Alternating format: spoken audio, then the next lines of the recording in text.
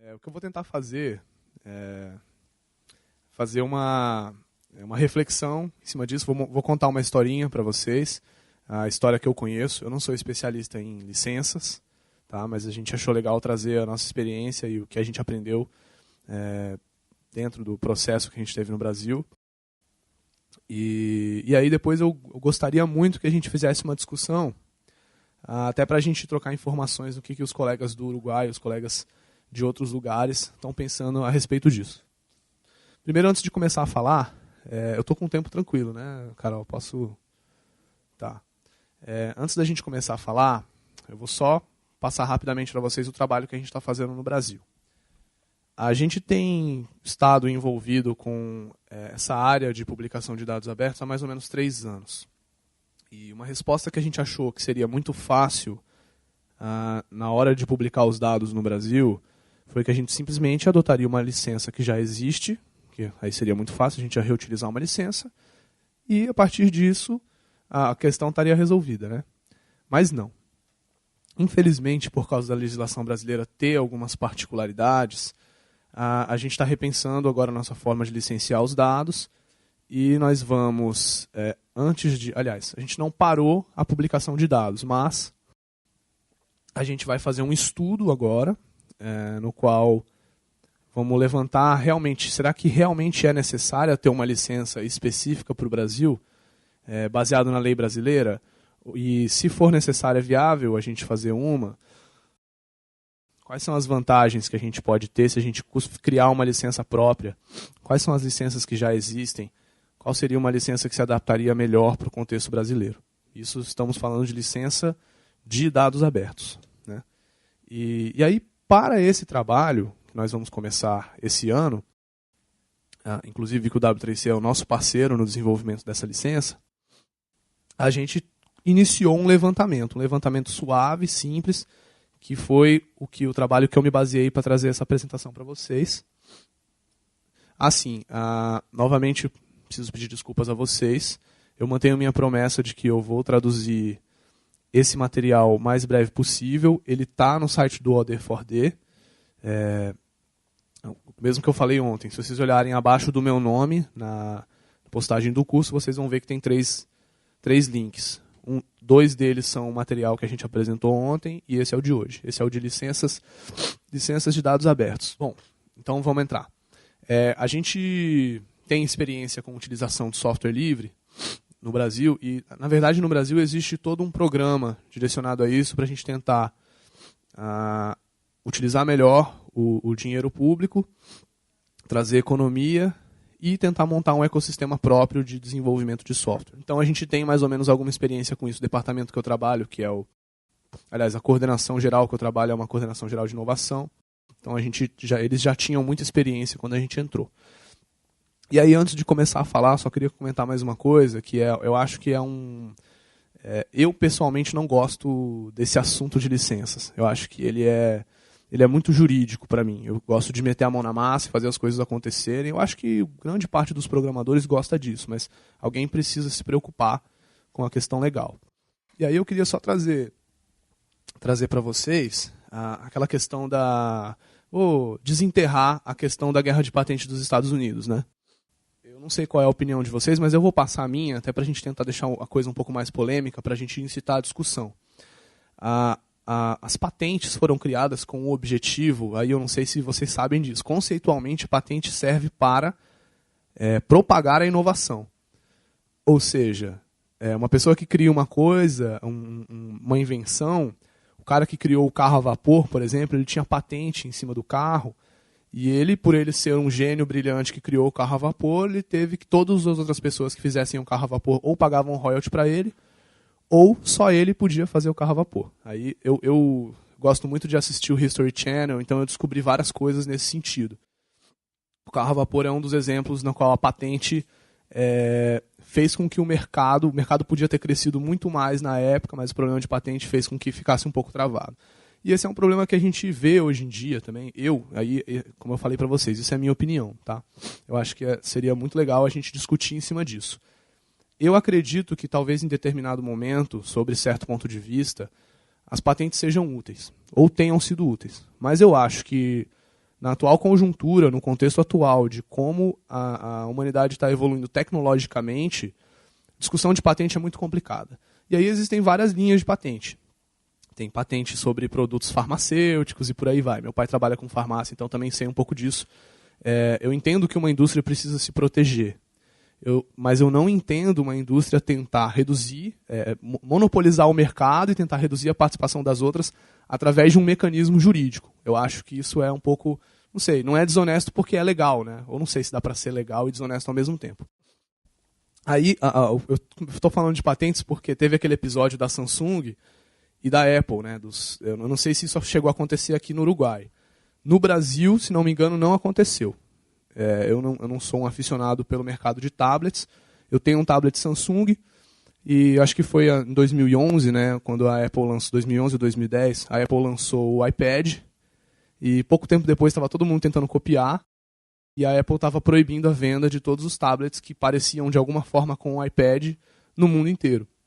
E aí, curiosamente, teve alguns lugares que, em vez da Apple ganhar, porque assim, se você for pensar do ponto de vista de quem fez primeiro mesmo, o ponto lógico e racional da patente, eles tinham o direito da patente e a Samsung copiou um pouquinho, então realmente eles estavam certos. Mas aí em alguns países aconteceu o contrário. A Apple foi proibida de vender iPad no país, só podia vender Samsung.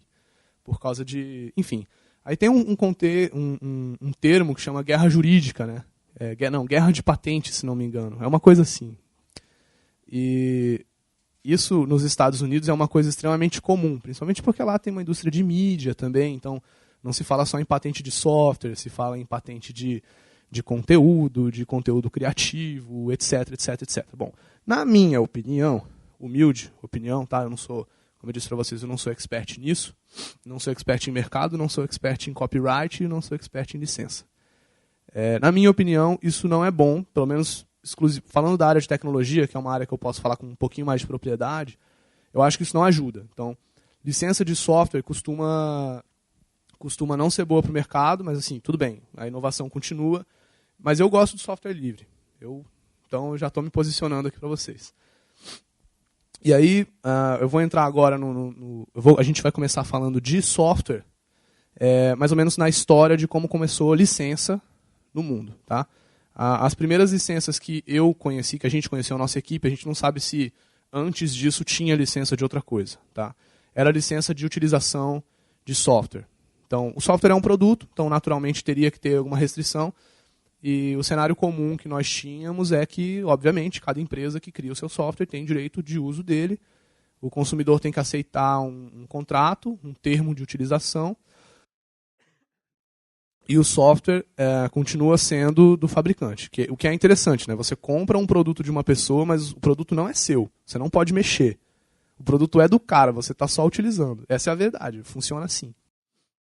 E aí um grupo de desenvolvedores mais rebeldes, eu não lembro em que década foi isso, até porque eu não estava lá, mas eu acho que foi lá para 60, 70, um grupo de desenvolvedores mais rebeldes decidiu começar a criar software e licenciar eles, e aí o conceito de licença foi criado, falando que a utilização desse software é livre, esse software pode ser reaproveitado, pessoas podem mexer nesse software e criar novas soluções, e aí com isso foi criado um novo conceito de compartilhamento.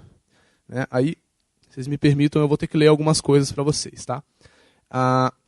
Bom, as origens foi no movimento de software livre, da liberdade de uso. Como eu disse, foram alguns desenvolvedores um pouco rebeldes.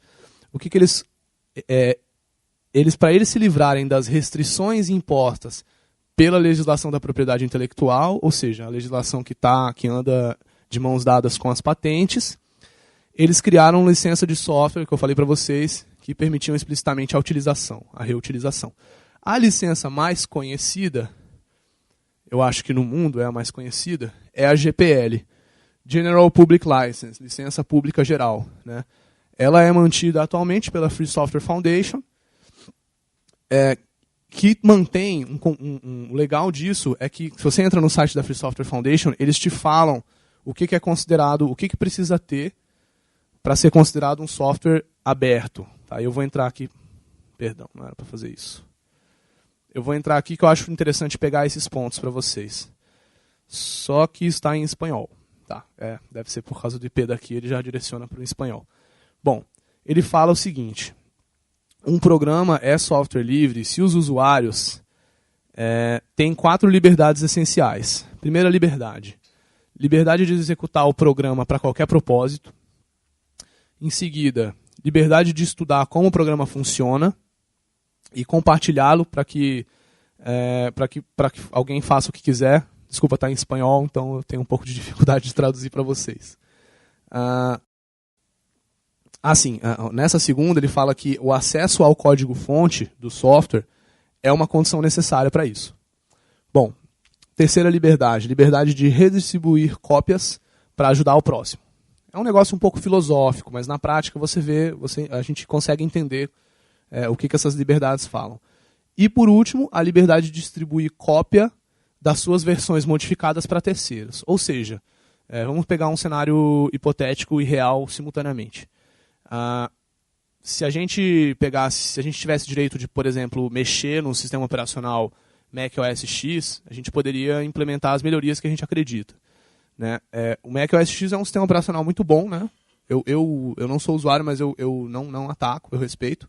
Eu sei que é muito bom, minha esposa adora. Eu, pessoalmente, não sou muito fã, eu prefiro utilizar ou Ubuntu ou Windows. E aí, no Ubuntu, qualquer desenvolvedor pode pegar aquele código e redistribuir as coisas que ele criou em cima daquilo. A diferença é essa. No caso da Apple, ou ela te autoriza a fazer aquilo pessoalmente, ou ela mesma vai fazer as melhorias. Elas não deixam ninguém melhorar. Então, espero que o exemplo tenha ajudado. Eu imagino, pessoal, não quero desrespeitar ninguém, imagino que vocês já sabem essas coisas, tá? Mas é legal pegar esse histórico para depois a gente conseguir fazer uma discussão enriquecedora sobre a utilização de dados. Bom, algum tempo depois, a gente começou a ter problemas, os mesmos problemas que aconteciam com software começaram a acontecer com conteúdo. Parte disso foi por causa da indústria, da indústria cultural, né? Onde você pensa Hollywood, qualquer lugar que é núcleo de mídia, de texto, eles gostam de chamar de conteúdo criativo. Eu acho que é um negócio assim. E aí, comunidades que também gostavam de compartilhar conteúdo criativo, e aí a gente está falando de foto, a gente está falando de texto, a gente está falando de qualquer coisa que pode ser considerada conteúdo. Então, uma postagem de blog, um pedaço de imagem, foto de pessoas, por aí vai, passagens de texto, livros, né? É por aí, filme, mídia, texto, essas coisas. Tinha gente que existe uma indústria por trás, que faz dinheiro em cima disso, mas existia gente também que queria poder compartilhar o conteúdo com um pouco mais de liberdade. Então, por causa dessa demanda, foi criada a licença Creative Commons, que também acho que todo mundo já está careca de saber. Só que a Creative Commons ela teve uma parte interessante, é que ela gerou vários tipos diferentes de licença. A GPL ele tem alguns tipos diferentes, mas são menos. A Creative Commons tem uma pancada. Então, se você... Não, perdão. A Creative Commons, ela tem, por exemplo... Eu não sei se vocês quiserem, a gente fala de todas, mas eu acho que não é necessário. Ela tem uma Creative Commons de atribuição, que você compartilha ela, a pessoa pode fazer o que quiser com o seu conteúdo, mas ela precisa atribuir, que foi você que criou aquilo. Ela tem uma Creative Commons de atribuição e de mesmo licenciamento. Então, se você licenciou assim, a pessoa que licenciar, vamos supor, você licencia que pode ser utilizado para fins comerciais sim, mas tem que atribuir o dono. Uma segunda pessoa que utilizar esses dados, se ele for querer vender, por exemplo, ele vai ter que atribuir o dono. E se ele for compartilhar isso, aliás, ele vai precisar compartilhar isso, porque está falando aqui que você tem que compartilhar também gratuitamente. Então, tudo bem, o cara pode até vender, mas ele é forçado a compartilhar gratuitamente. E a mais aberta das licenças Creative Commons é a CC0, que ela fala assim, eu abdico-me de todos os direitos desse conteúdo que eu criei. Qualquer pessoa pode fazer tudo. A partir de agora, isso eu esqueci o nome do termo, domínio público. Domínio público. Além disso, tem outras. Se você entrar no site da Creative Commons, é legal pra caramba, porque você tem umas checkboxes, você vai clicando nas coisas que você deseja ter na sua licença e ele vai montando uma licença específica para você. A licença Creative Commons bombou no mundo, então hoje todo mundo que quer compartilhar, existem outras, mas ela é a ultra mais famosa de todas no mundo. Então qualquer pessoa que quer compartilhar conteúdo pode utilizar ela é muito fácil, você entra no site dele, você já pega uma imagenzinha e coloca. Mas tem algumas Creative Commons que não são consideradas abertas, segundo a Open Definition. Todo o conteúdo que eu trouxe para vocês, pessoal, tem link. Tá? Então tem coisas que eu não vou poder me aprofundar, e provavelmente vocês, a maioria ou alguns não vai querer se aprofundar também. Mas se quiser, é só clicar no link. Então aquele conteúdo que está no site do AD4D já está todo preparado dessa forma. Então se vocês quiserem saber o que é Open Definition, só clicar no link. Eu vou falar rapidamente para vocês. Não existiam aqueles princípios do software livre que precisavam ser seguidos, aquelas 4 liberdades. A Open Definition tem um conjunto de critérios assim também. Só que, inclusive, é bastante parecido, só que em vez de ser software, é conteúdo. Sim, aí tem algumas que não são abertas. Segundo a Open Definition, e tem uma outra também que é a definição de obras culturais livres, que eu não conheço muito bem, mas ela também distingue o que é aberto e o que não é aberto. Então, tem uma licença, essas 3 aqui que eu mostrei para vocês são as abertas. Tem outras da Creative Commons que não são abertas e o próprio site da Creative Commons te avisa quando você está entrando numa licença que não é aberta. Então, por exemplo, se eu compartilhar o conteúdo e eu falar que é proibido o uso comercial, ele já não é mais aberto. Então, tem alguns critérios aí. Está tudo na Open Definition. Bom, o que chegou por último é o que eu vim aqui trazer para vocês, mas principalmente, né, que é licença de dados. Eu não sei, eu não tenho uma linha de tempo de quando que foi acontecendo, mas a gente sabe que aconteceu depois. Tá? Quando aconteceu o movimento de dados abertos, a maioria das pessoas era um discurso padrão que a utilização de licença de conteúdo poderia ser feita sem problema. Então, se você está falando de dados é conteúdo, então você pode usar Creative Commons. E isso acabou, por um tempo, se tornando consenso. Até que algumas pessoas começaram a entrar em discussões conceituais do que era conteúdo e do que era dados. Esse tipo de coisa costuma acontecer quando alguém não quer que outra pessoa utilize as coisas para o próprio bem ou para o mal dos outros, né? E a discussão, alguém começou essa discussão porque provavelmente alguém estava usando os dados, estava fazendo mau uso dos dados, ou na opinião dela estava fazendo mau uso para essa pessoa. Enfim, já aconteceram batalhas jurídicas por causa disso. Esse dado aqui você não pode usar porque você está usando Creative Commons, por exemplo. Você só pode usar a informação que esse dado gerou, que é um gráfico, mas o dado você não pode usar. Esse tipo de coisa já aconteceu no mundo.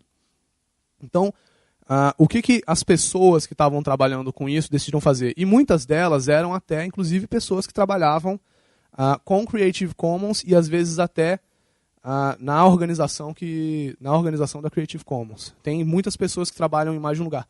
Normalmente, quem gosta de licença está envolvido nos 3 lugares. Licença de software, licença de conteúdo e licença de dados. E aí, aqui tem umas licenças que a gente trouxe para vocês. Open Data Commons, tá? Tá com um linkzinho também. Dá para ver todas elas com uma explicação muito mais profunda sobre o que cada uma faz. Eu vou tentar explicar, acho que é tranquilo. A primeira delas é a Open Database License. Ela está falando de base de dados aberta. Ela é aplicável a esquemas de banco de dados, a arquitetura da informação e a organização dos dados. O que isso significa? Se você tem uma página e essa página pega os dados do seu banco de dados e você utilizar essa licença, você consegue licenciar uma página, por exemplo, a página está desenhando um gráfico. Você consegue disponibilizar o gráfico, você consegue disponibilizar o seu banco de dados e você disponibiliza também a forma como os dados são organizados. Tem muita particularidade justamente por causa daquele problema de pessoas tentando impedir a utilização de dados. Tá?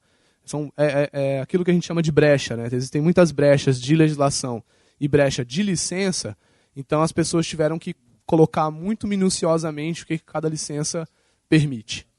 Bom, além dessa, tem a Database Content License, que é a mesma coisa que a ODBL faz, só que é só aos dados em si. Não é tudo isso que eu falei para vocês. Não é aos dados que são apresentados na página, não é aos gráficos, porque segundo o que as pessoas dizem que os dados que são apresentados na página podem ser diferentes, então precisa ter um licenciamento diferente também, um licenciamento mais completo. Então, essa segunda aqui, a DBCL, Database Content License, ela é só ao conteúdo do banco de dados.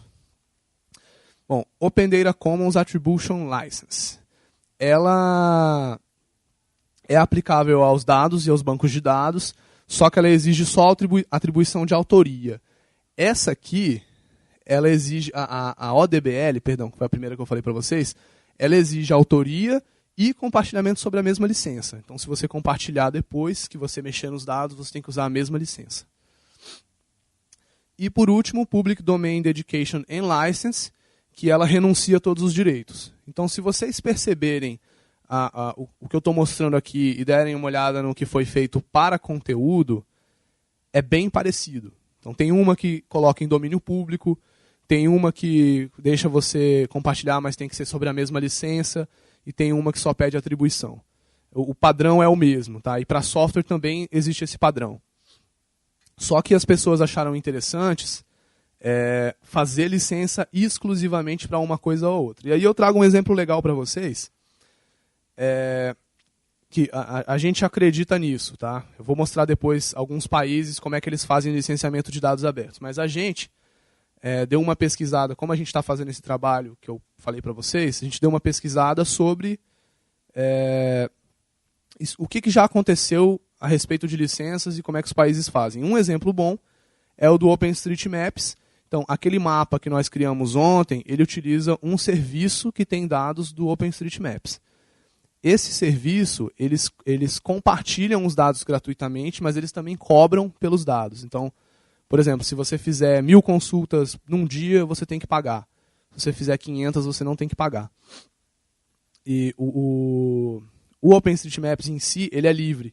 Mas se alguém quer prover um serviço com aqueles dados, ele pode cobrar em cima da demanda, mesmo que a base seja livre, porque, em teoria, a base já está disponível em algum lugar. Bom, enfim. E ele também permite o uso comercial, então não tem restrição. Aquele que a gente utilizou ontem, ele é livre, a gente brincou, então não tem problema, eu não vou ser preso por ter trazido esse negócio gratuitamente para vocês. Só que eles já tiveram um problema nisso, justamente nesse aspecto. Eles usavam Creative Commons para licenciar os mapas do OpenStreetMaps. E aí eles chegaram em um momento e decidiram que a licença Creative Commons não estava mais atendendo eles. Por quê? Porque a licença Creative Commons simplesmente só autorizava a utilização dos mapas.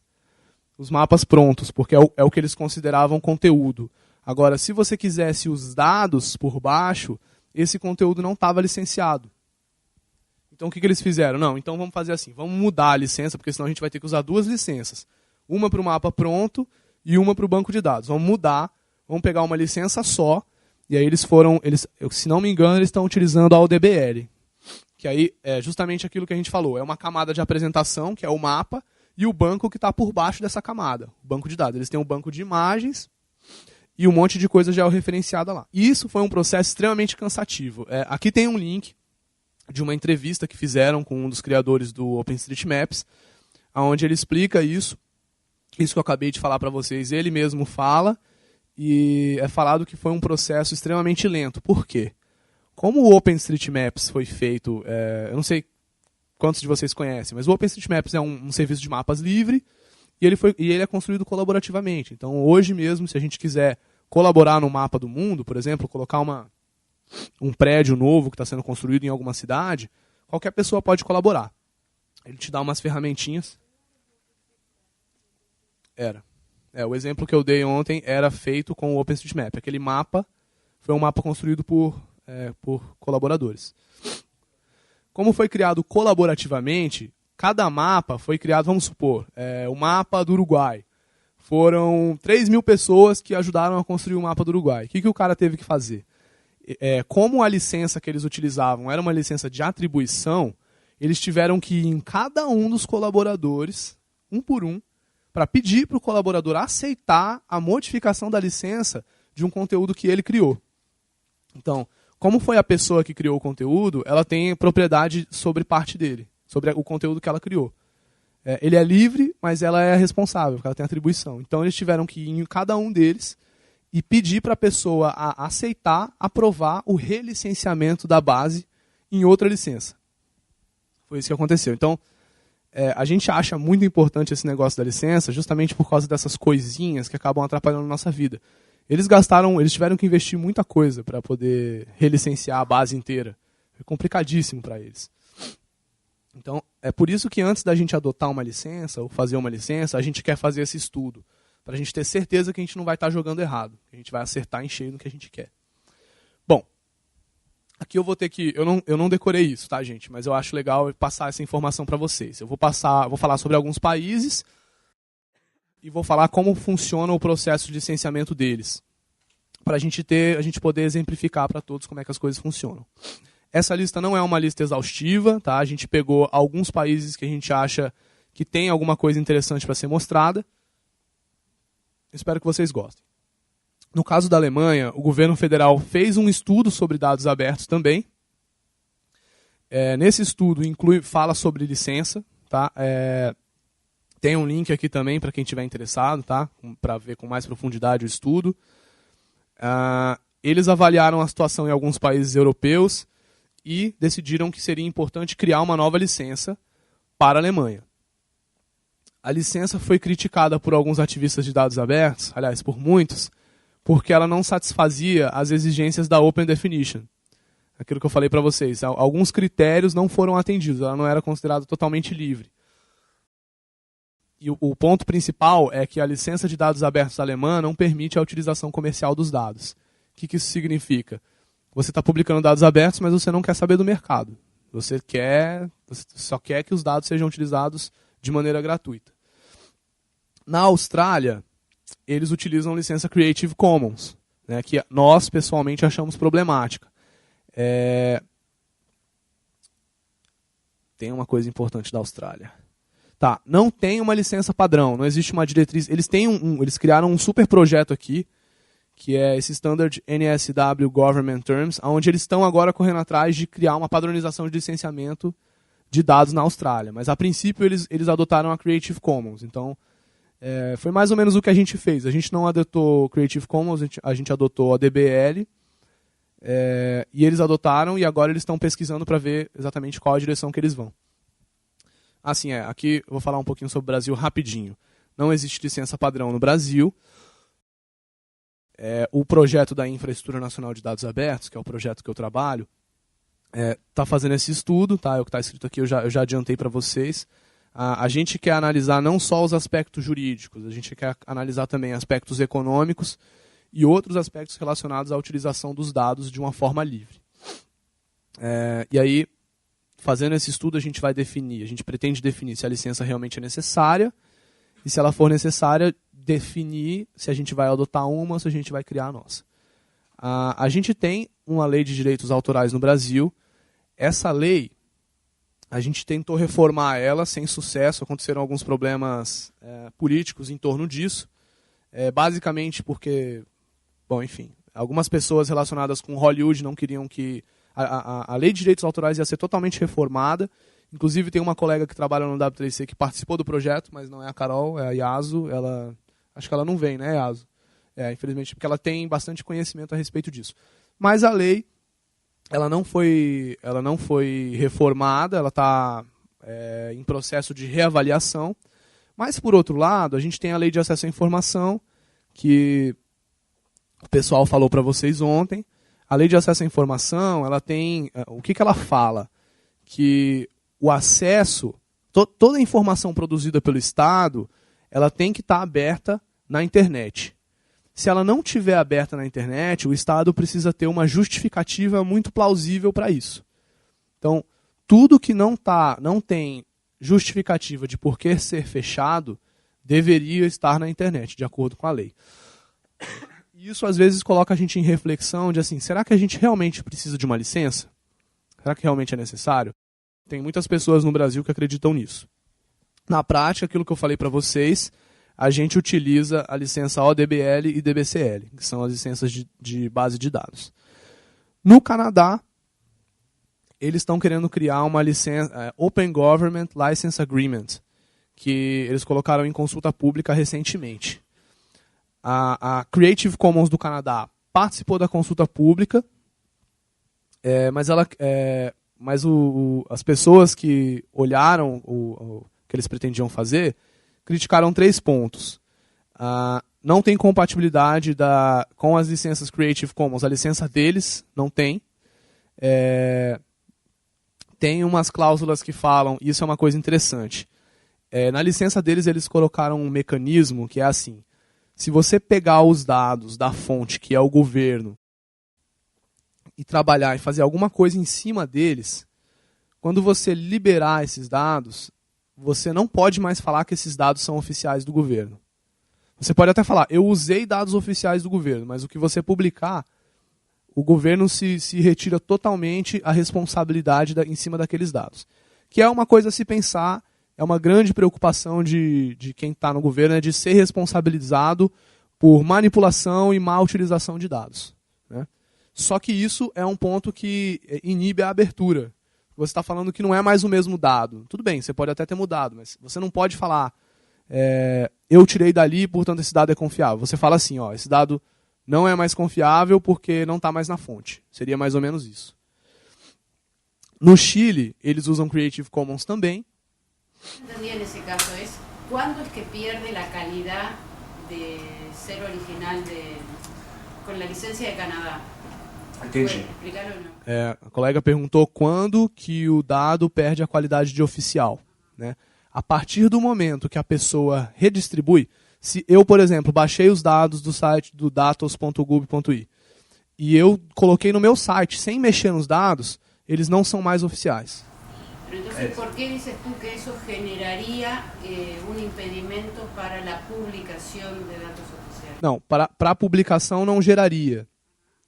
Mas as pessoas que são contra isso entendem que é uma espécie de criminalização do dado. Você está falando assim, esse dado não é mais oficial, portanto, ele não necessariamente é confiável, entendeu? A partir do momento que alguém pegou e já jogou, é assim, então, assim, vamos supor, eu sou um empresário e eu quero prover um serviço de mapas, um serviço de ônibus, né? Baseado no que a gente pensou ontem, aquele exemplo que a gente olhou ontem. Eu não posso mais falar que os dados são oficiais, entendeu? Por mais que eu tenha pegado eles do governo. Não, esses dados não são oficiais, então use sob sua própria conta e risco. Se tiver errado, a culpa é minha, o governo não tem nada a ver com isso. Então,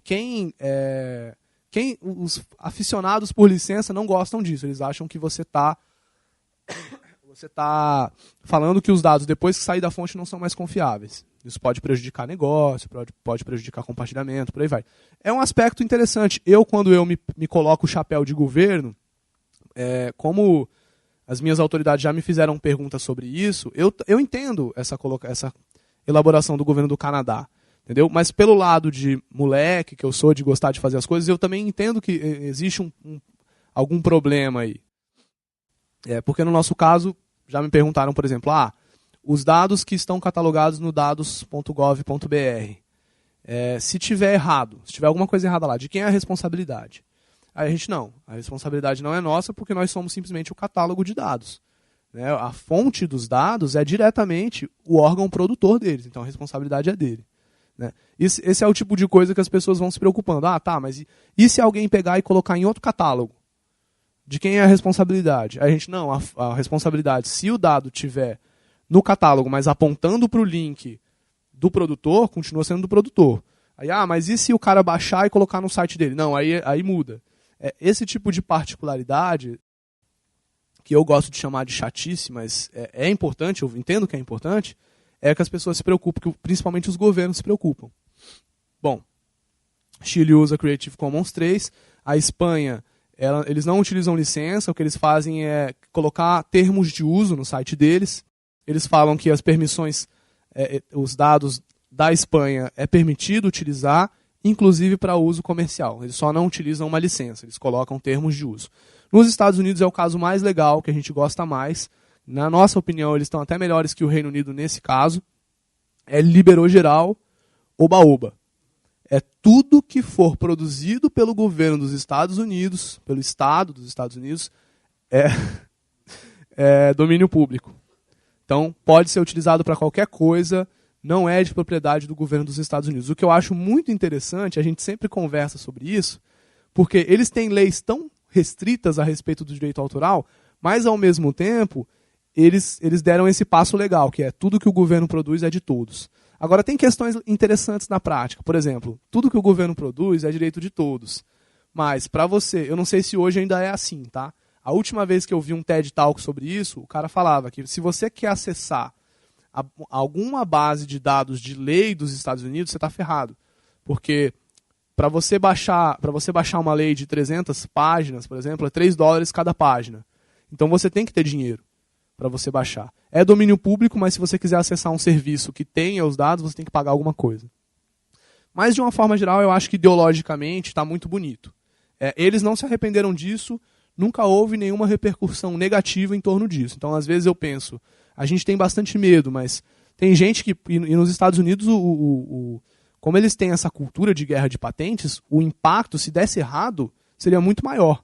Mas isso não aconteceu. Então, na nossa opinião, do time de dados abertos, a gente a princípio acredita que assim, se lá não deu problema, conosco não vai dar problema também, mas nunca se sabe, né? É um ponto a se pensar.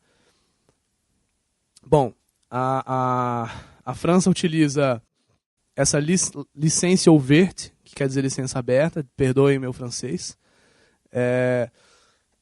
Eles garantem as permissões da Open Definition, mas ela faz a mesma coisa que a licença do Canadá faz. Então, assim, pode fazer o que quiser com os dados, mas depois, a partir do momento que eles estão sendo compartilhados por outra pessoa, esses dados não são mais oficiais. Reino Unido. Pela lei britânica, todo o conteúdo pertence à coroa. Chama Crown Copyright. Eu acho engraçado. Assim, eu respeito, mas eu acho engraçado. Quando eles viram que eles precisavam que os dados fossem abertos, eles criaram o Arquivo Nacional do Reino Unido, criou essa Crown Copyright. Essa Open Government License foi o que eles criaram, na verdade. Mas dentro da Open Government License tem esse lance do Crown Copyright. O interessante é que, por mais que esteja escrito copyright da coroa, ela está dentro da Open Definition. Eles são abertos, sim, eles podem ser reutilizados comercialmente. Eu não lembro se é com atribuição ou sem atribuição, mas eles podem ser utilizados comercialmente. Aqui, ó, não, está escrito logo abaixo. As restrições aplicadas são a atribuição de autoria. Então a pessoa tem que falar que os dados são de autoria da coroa britânica. E aí, novamente, aquela questão do status oficial, né? Não necessariamente os dados são oficiais a partir do momento que você está redistribuindo.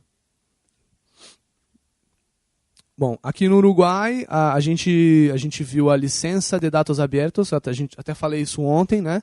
A gente não achou o texto dela, mas o colega falou que ela está em desenvolvimento e que vai ser liberada em breve. A gente gostaria muito de conhecer. No, que ayer, como comentaba Gustavo, se está elaborando, pero el año pasado, cuando salimos con el catálogo, en realidad escribimos un párrafo de licencia, por eso la mayoría de los conjuntos de datos que están publicados aparecen con licencia de datos de Uruguay, que es, si entras en el catálogo, abajo donde dice términos de uso, hay un punto que es el 7, que te explica, te dice que con los datos se puede hacer cualquier cosa, se puede distribuir, lo que sea, manteniendo 3 condiciones, que es citar la fuente, poner la última fecha de actualización y, me la tenía acá, y bueno, mantener el sentido original de la información. O sea, lo que va a decir la nueva va a ser, esas 3 condiciones se van a seguir manteniendo, pero es más extenso. Muito obrigado. Bom, por último, eu acho que é isso mesmo, essa é a última coisa que eu quero falar. Sim, perfeito. A última coisa que a gente acha interessante conversar é sobre a interoperabilidade legal. O que é isso? É o óbvio, né? Às vezes você tem uma licença... Bom, vamos supor. Vamos supor que no Brasil isso acontece, tá? Eu não quero dizer aonde acontece, mas está escrito aí. Vamos supor que o Brasil é um país que tem muitos estados. e um Distrito Federal. Então eu moro no Distrito Federal. Então vamos dizer que o Distrito Federal tem uma licença específica que não permite o uso comercial. E aí você quer utilizar, e o governo federal tem uma licença que permite o uso comercial. E aí você quer cruzar esses dados e fazer um serviço, né? Mas infelizmente, por causa de uma das licenças não permitir o uso comercial, você não consegue, em teoria, você não pode nem cruzar os dados. Não é que você não pode cruzar os dados e depois vender, não. Em teoria, você não poderia cruzar porque as licenças não batem. Tá? Racionalmente, você pensa, se uma é mais restritiva que a outra, quando você cruzar, tudo vai ficar com a maior restrição. Né? E aí, mas existem discussões sobre isso, enfim. A gente chama de interoperabilidade legal. Tá? Bom, vamos ver se tem alguma coisa interessante aqui no texto. Enfim, a pessoa tem coisas, às vezes, quando você tem esse tipo de problema, você precisa converter o formato, você precisa converter o tipo de dado, você precisa converter a unidade de medida, e tem licença que não deixa você fazer isso também.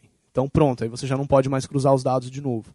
Então, a interoperabilidade legal é um problema grande que a Europa, por exemplo, está encontrando, desenvolvedores da Europa, justamente porque tem um lugar que fala que você pode fazer isso, o outro dado você não pode fazer, e o terceiro você pode fazer as duas, mas tem uma outra coisa que você não pode fazer. Aí pronto, caiu por terra o seu plano de fazer alguma coisa legal com os dados. Ou às vezes de criar um novo negócio, que é o maior interesse das empresas e que a gente acredita também pessoalmente que o que pode dar propulsão, que pode realmente fazer essa coisa decolar de dados abertos, é negócio, é dinheiro. É natural, eu acho. Você ter gente que está buscando criar um novo serviço para ganhar em cima. Isso a gente acha até legal, a gente acha fantástico. Bom, e aí aqui a gente fala, uma das atividades comuns é cruzar dados de mais fontes. E aí acontece que a licença tem que ser compatível, as licenças têm que ser compatíveis entre si. E aí, por exemplo, exemplos de como que o negócio pode dar errado. Se você tentar comparar dados abertos de 2 países, por exemplo, e as licenças uma das licenças for restritiva, você não vai mais poder fazer essa comparação.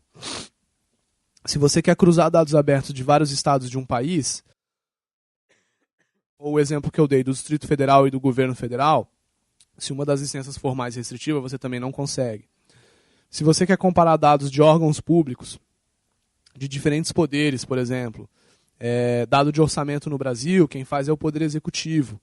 Mas, se o Poder Legislativo falar que os dados deles não podem ser disponibilizados, por exemplo, para uso comercial, aí pronto, um pedaço dos dados é do Poder Legislativo, mas todos os dados ficam contaminados com a licença.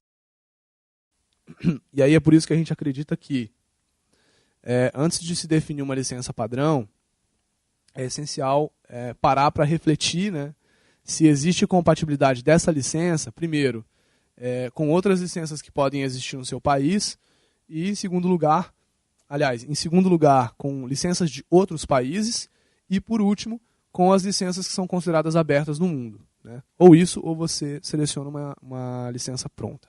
Eu não sei quanto tempo eu levei, eu acho que foi o que eu tinha planejado a princípio, não sei se foi o bom o suficiente.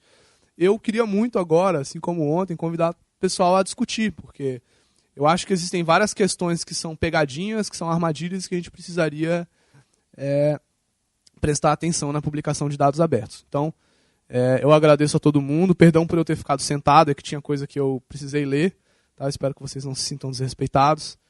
E aí agora eu convido vocês a falar um pouco sobre o que vocês pensam sobre tudo isso, sobre licenciamento de dados. Professora, Carol. É interessante a gente falar já que ninguém levantou, eu sei que vocês vão levantar a mão, vocês estão com vontade, já que ninguém falou sobre isso antes, a professora Bernadette estava falando de Linked Data hoje para nós, né? E o que é legal de Linked Data e da nuvem de dados ligados que ela mostrou para nós, aquelas 1000 bolinhas, uma da DBpedia, uma do Freebase, cada um com seus datasets que são enormes. Imagina se a licença de alguns desses nós não tem compatibilidade com os outros. aí toda aquela infraestrutura tecnológica que você criou com muito esforço, que é extremamente complexa e não trivial, cai por terra, você não pode mais utilizar os dados. Entendeu? Você não pode mais realizar cruzamento se a licença não permitir. É claro que no caso da LOD, as pessoas que fizeram isso foram acadêmicos, eles não são bobos, está tudo licenciado de uma forma compatível até onde eu sei. Tá? Acho que se não tivesse, a gente já teria tido algumas polêmicas aí no mundo e na Europa por causa disso. Mas isso é uma reflexão muito importante para nós. Se a gente vai publicar linked data, onde o objetivo é justamente você manter a interoperabilidade nos dados e não mais exclusivamente no software, porque antigamente a gente fazia interoperabilidade de software, não de dados, né? Você tem que se preocupar com isso, porque se você acha legal poder cruzar os seus dados com os dados do Reino Unido, a sua licença tem que ser compatível. Se você quer cruzar os dados com os dados da Argentina, do Brasil, do Chile, para você poder ter uma análise da América Latina como um todo, do Paraguai, por aí vai, da Bolívia, se as licenças não tiverem interoperabilidade, legalmente você tem coisas que você não vai poder fazer com os dados. Na prática, os desenvolvedores não se incomodam, não estão nem aí. Só que se você tentar montar um negócio, se você quiser fazer uma publicação oficial, você não vai conseguir. Tá? Inclusive publicação científica, tá, gente? O que é importante também. A gente utiliza isso no dia a dia. Só que essa questão surgiu mais recentemente. Antigamente as pessoas não se preocupavam com isso. Né? Então é isso. Espero que trazer essa parte do linked data aí também tenha sido enriquecedor para a nossa discussão. Pô, gente, obrigado. Eu tenho a mesma sensação que vocês. Eu não gosto desse assunto. Então, se eu tivesse sentado, eu também não ia levantar a mão. Então, eu entendo. Pronto. Nada más por curiosidad, quería saber si ya ha habido algún cruce de datos entre diferentes países, como lo que estás mencionando, y si hay un resultado práctico que podamos conocer. A Open Knowledge Foundation, eu tenho certeza que teve vários, tá? Inclusive tiveram científicos, etc, etc. Normalmente quem faz isso? Economista faz o tempo todo, fica comparando a economia de países, tá? Sociólogo faz isso o tempo todo. Eu escrevi um artigo não científico, um artigo, sei lá, amador, não sei como é que se chama isso, para um livro, há uns 2 anos atrás, e eu fiz uma comparação entre a possibilidade de o potencial que o Brasil teria com a publicação dos dados abertos, comparando com o potencial que o Reino Unido tem. E aí a conclusão foi óbvia. Eu peguei o índice de pobreza e o índice de educação. Como a pobreza deles e a educação é bem melhor e a pobreza é bem menor, que eu montei em cima da minha análise? Eu fiz esse cruzamento e aí na minha análise eu pensei, bom, se eles têm tudo isso de inovação, é porque o cidadão britânico, ele trabalha menos horas por dia, ele não faz exclusivamente trabalho braçal, ele não está na pobreza. Então, quando o cara não está na pobreza, ele não tem que se preocupar com o ganha-pão dele de amanhã. Não, ele tem uma estrutura relativamente confortável. Ele lê o jornal, ele é mais educado, ele é mais informado. Para mim, pessoalmente, esse tipo de coisa faz diferença. Aí, na minha análise, eu falei, olha, a gente pode até chegar perto deles, mas a gente nunca vai ser tão bom quanto eles por causa disso. Porque no Brasil, a nossa pauta é a pauta de vencer a fome e de vencer a pobreza. A gente tentar impulsionar a nossa economia primeiro. Né? Enfim, e eles não. Eles estão pensando já em inovação e impulsionar a economia deles justamente descobrindo novos serviços. E a gente não tem nem os serviços básicos. Né? A análise, eu fiz essa análise. A princípio eu não podia fazer essa análise, mas eu fiz. Por quê? Porque não havia licença nos nossos dados. Os dados que eu peguei não estavam licenciados. Inclusive eu raspei esses dados, tive que pegar de cedo, nem lembro mais de onde eu peguei. Agora, a Open Knowledge Foundation faz esse tipo de coisa o tempo todo. Eles estão agora com... Isso aqui não é um cruzamento, é uma espécie... Peraí, deixa eu ver se eu acho. Bom, enfim. A Open Knowledge Foundation criou um projeto. Esse não é o projeto, essa é a parte que eu me lembro dele. Que chama Censo de Dados Abertos. Eles fazem um censo de quais dados estão disponíveis em qual país no mundo. E aí eles criaram alguns dados, por exemplo, dado de execução orçamentária, dado de gasto público, dado de orçamento, dado de saúde pública, dados geográficos do mapa do país. Eles pegaram, não foram todos os países do mundo, mas foram acho que uns 50, eu não lembro, eu queria muito mostrar para vocês, infelizmente aqui não deu. É só buscar no Google Open Data Census, quem tiver interesse vocês vão encontrar depois. E aí eles falam qual país tem isso publicado e qual país não tem. Eu lembrei disso por quê? Porque há algum tempo atrás, eu não lembro o nome, por isso que eu estou falando isso. Eles fizeram uma comparação, todos esses dados que eles tinham, eles montaram uma espécie de índice por país e fizeram uma comparação. Eles geraram mapa de calor, por exemplo, sei lá, aonde que a educação está melhor. Eles fizeram um mapinha de calor no mapa mundi e você podia visualizar. Eu tenho quase certeza que eles tiraram isso do ar justamente por causa de problema de interoperabilidade de licenças. Tá?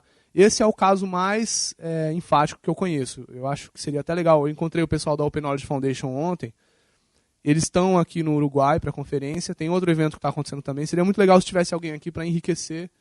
Infelizmente não tem. Mas esse caso eu tenho quase certeza. Se vocês quiserem, eu acho que é até um ótimo exemplo para a gente colocar aqui. Não sei se eu respondi sua pergunta. Foi mais ou menos aí. O que mais, gente? Una pregunta, Cristian.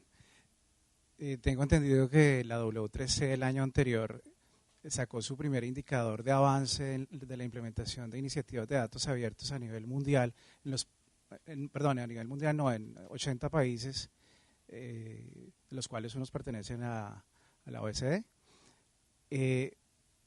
Creo que uno de los subcriterios del indicador de datos abiertos es el de licenciamiento.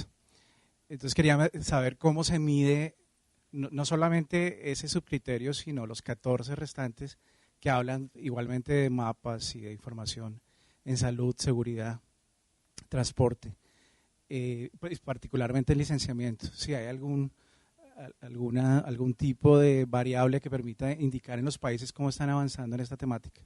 Eu preciso ser honesto, eu não sei responder essa pergunta. Não sei se chegou aí a traduzir. Eu não sei responder essa pergunta, ela é muito difícil para mim. Eu não sei se o pessoal do W3C sabe também sobre essa divulgação e esse estudo. O colega falou sobre uma publicação que o W3C fez, fazendo uma comparação dos países da OCDE, onde foram definidos alguns critérios e ele queria saber se dentro das licenças existiam critérios mais profundos para classificar os países. Aí eu, infelizmente, não sei, porque eu não conheci, eu não vi esses dados, inclusive gostaria muito de ver. Eu não conheço, eu pessoalmente não conheço essa publicação, mas o Wagner, que estará daqui a alguns minutos aqui com a gente, deve saber. Aí ele pode responder diretamente a vocês. Yo pues, estoy simplemente analizando y comparando cómo funciona en Colombia. Nosotros no tenemos una política clara pues para el licenciamiento, los acuerdos de licenciamiento en el país. Por eso cada institución crea sus propias normas. Entonces uno encuentra que hay, digamos, situaciones en las cuales algunas entidades venden la información, otras en las cuales se publica que es restrictivo, que es confidencial, que es de reserva pública, y otras en las cuales simplemente se da el libre acceso a la información. Simplemente se cobra pues los medios de reproducción. Por lo tanto, digamos, como no hay una política clara desde el punto de vista de la oferta, quienes sí la han impuesto es la demanda, es decir, los desarrolladores, en sus modelos de negocio. Porque pues, si bien es cierto, nosotros hemos fomentado a través del presupuesto público la creación de aplicaciones con plata de gobierno, pues ellos igualmente tienen, digamos, sus propios licenciamientos en el desarrollo. Entonces ellos dicen, no, mire, yo soy el dueño de los derechos patrimoniales e intelectuales del aplicativo, por lo tanto, no lo cedo al gobierno.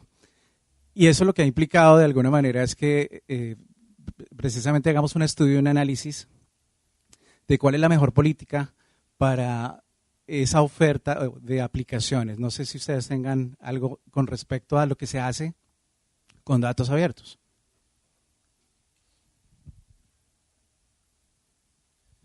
A gente não tem. O que acontece lá no Brasil, a gente tem casos bem parecidos com vocês. Então, a nossa empresa de Correios, a gente tem uma empresa pública que tem o monopólio dos Correios do Brasil. Aliás, eu não sei se a palavra certa é monopólio. Só eles fazem esse serviço. É isso, né? É monopólio. Desculpa, perdoem minha ignorância. É uma empresa pública, ela é do governo. E eles, tudo bem. Quem sou eu para me meter no negócio deles? Tá certíssimo, tá funcionando.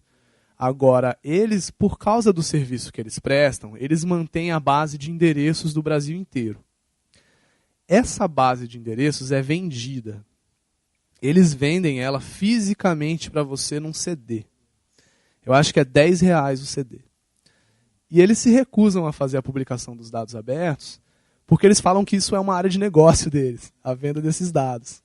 Só que aí eu posso falar sem medo, porque eu não sou político, eu sou um mero analista. Isso não é negócio. Eles faturam R$1.000 por mês, isso é ridículo. Entendeu? O ganho que a gente poderia ter seria muito maior se tivesse aberto. E isso todo mundo sabe. Agora, ter dados concretos de mostrar o quanto seria melhor para nós se isso tivesse aberto para qualquer outra pessoa fazer e não você mesmo, a gente não consegue fazer. É o mesmo problema que a gente tem com a nossa política de software livre. A política de software livre é assim. O governo está economizando muito dinheiro porque está utilizando software livre. Aí chega uma pessoa, uma figura política, uma autoridade e pergunta: quanto dinheiro? Eu quero saber isso objetivamente. E aí a gente responde: eu não tenho como te dizer, porque eu não sei qual solução caríssima foi deixada de ser comprada para colocar software livre. Você quer que eu dê o preço da mais cara ou da mais barata? Entendeu? Eu posso estimar, mas é impossível eu saber. Eu só vou saber quando eu fizer. E aí a gente tem problemas com isso lá no Brasil. O que a gente gosta de utilizar muito, teve um estudo na Europa, que eu não vou saber dizer o nome, mas eu posso descobrir com muita facilidade com os meus colegas que estão lá no Brasil, que mostrava uma projeção de quanto valeria um mercado de dados abertos, qual seria o valor do mercado de dados abertos em bilhões na Europa. E foram vários bilhões. A gente usa isso quando a gente está argumentando com o pessoal que é contra a publicação. Tá? Eu acho que eu não te respondi, mas pelo menos eu consegui trazer alguma informação. Solamente era para dar la información de que está muy bueno ese estudio y que se llama el informe PIRA, que se hizo en el año 97 más o menos. 97 y lo podés conseguir en internet. PIRA.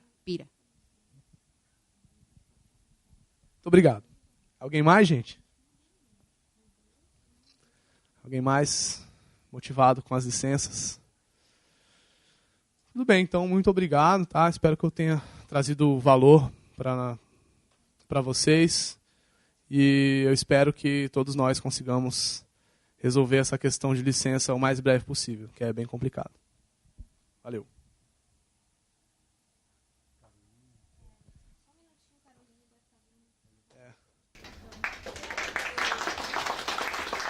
Obrigado, gente.